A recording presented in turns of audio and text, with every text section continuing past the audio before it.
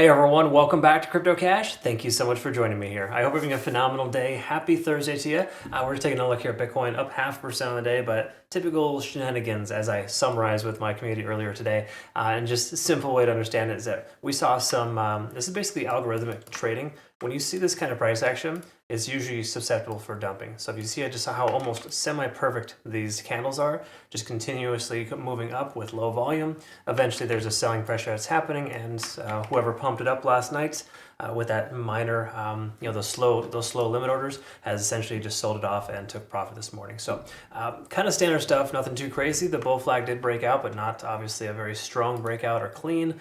This market is the opposite of clean. It's a very, very trashy and difficult to trade. So if you're feeling frustrated, it's totally normal. Okay. Again, all the more reason to secure profits when you can, and make sure too, of course, you're trading, based off my analysis. Use your own due diligence. Don't be one of those persons that blames me for a good or a bad trade. If you watch my full Bitcoin analysis from yesterday, it's funny somebody commented that they closed their short because of me. The truth is, you should only do technical analysis on your own. And more importantly, I like to be a guide to help give you best practice. Best practice doesn't necessarily mean that's going to always work out. Okay, so please understand that.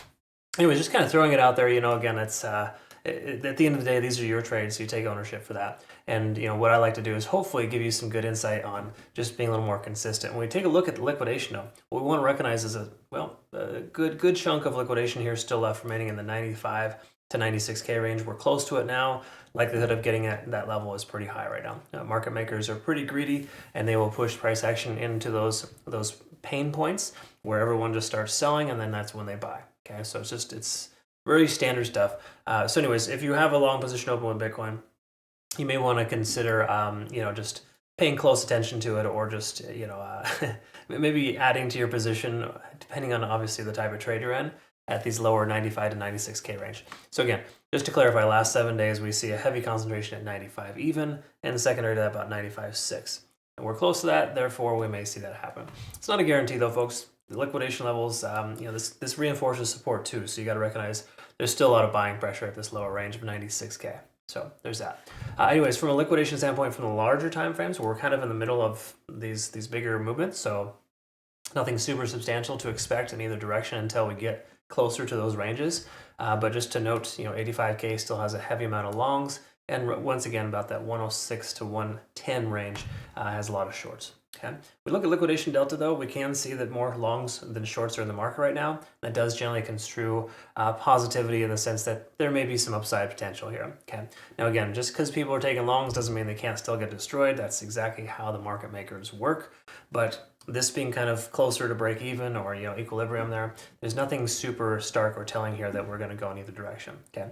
And if you saw my video and maybe you watched yesterday's analysis all the way through, you'll know that I didn't condone taking the trade. Literally, I said throughout almost the entire thing, these are not ideal trading conditions to trade. So please understand, Bitcoin has been, until we close soundly above 100,000, me personally, I don't feel very confident in taking a long. And good thing is we did short from that 102K range to the low 97, 96K. And in that sense, we were able to catch that pullback because that was a fake out, right? Again, first time we tested that resistance, less likely to hold. We retest that again, we may be able to break through that. When we take a look at open interest though, still a lot of support in this 94K range. That's not awesome because that's further away, that's to the downside, but we have a lot of, the heaviest position outside of 96K, which is getting tested right now, is that $94,000 mark. So just know that. All right, so that's kind of where we're at there. From a daily time frame, let's go ahead and get some perspective here. And as we mentioned previously, there's nothing bullish about the daily time frame here for Bitcoin. So I do not recommend longs on Bitcoin again until we close above this area of confluence, this resistance range of 100 to 102,000. It just seems like there's a lot of pressure there, a lot of descending type of trends that haven't been broken yet, and there's literally no reason to take a long position with this coin right now. Now, do you take a short? Well, it really just depends on your risk tolerance, honestly. There may not be a lot of meat left on the bone here. There's a decent amount of support between 94 and 96,000. However, you got to recognize that these points of control can only hold for so long. You can only try to push or knock a door down until it actually gives way, right?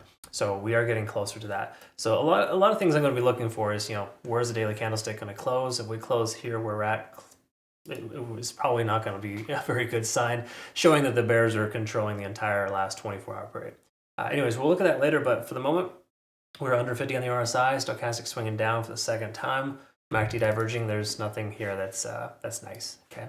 Bitcoin is on the struggle bus as per usual. So we take a look here, we can see there's the confluence I'm talking about, the 50-day, 100-day, and the 20-day SMA, all hanging out between 99 and 100,000, okay? So again, a lot of confluence here, reinforcing that resistance. We're gonna need a lot of volume to punch through that, okay? So if volume continues to kind of be sporadic and low, like we're kind of seeing here recently, I don't presume to see any further upside here, and it would make sense for the price to pull back a bit further, okay?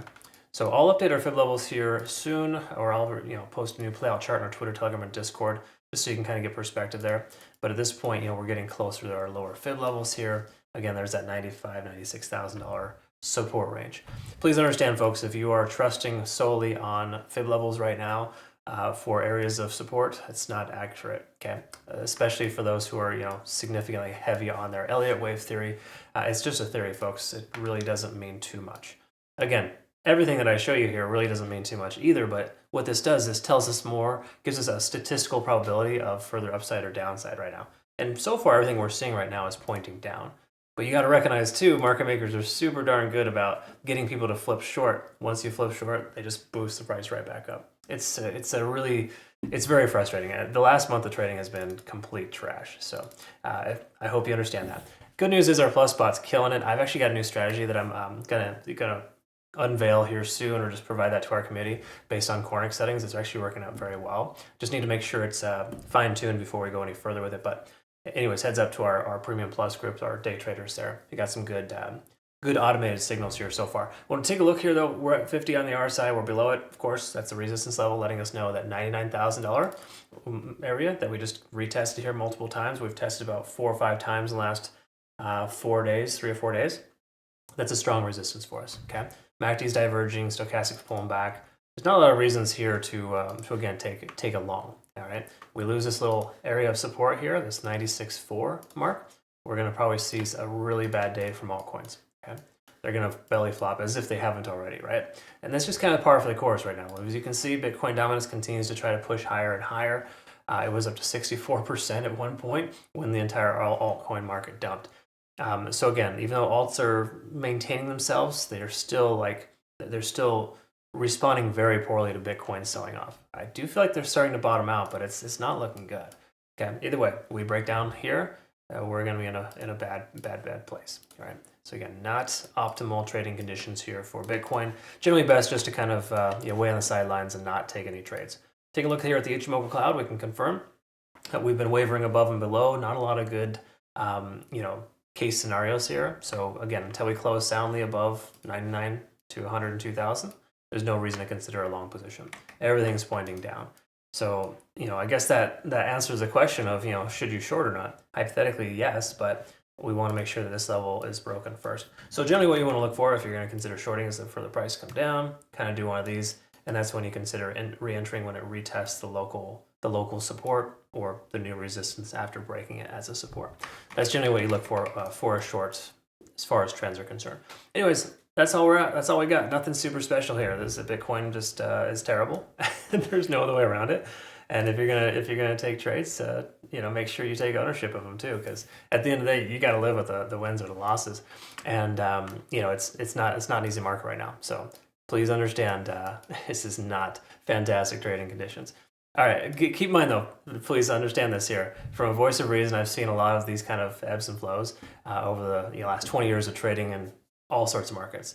And I can tell you, these things don't last forever. I really don't think we're going to continue to see this type of manipulation, but it's been pretty heavy and crazy, and there's a lot of it right now. So you're not alone, okay? All right, folks, thanks again for watching. I look forward to seeing you on the next one. Make sure you tune in to our Twitter, Telegram, or Discord again if you want to have access to our playout charts and hopefully some good sound advice there for you. Hope you all have a good one. Thanks again for your time. We'll see you soon. Bye-bye.